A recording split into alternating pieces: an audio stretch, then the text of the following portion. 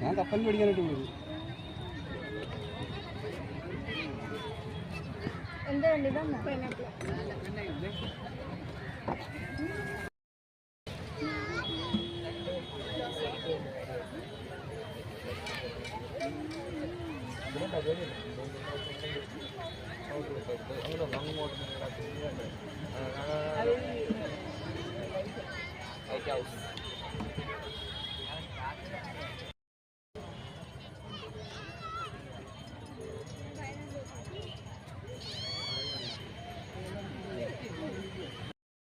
പേരെന്നാ?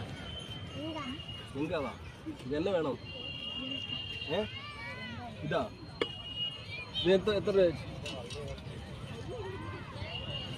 40 രൂപ.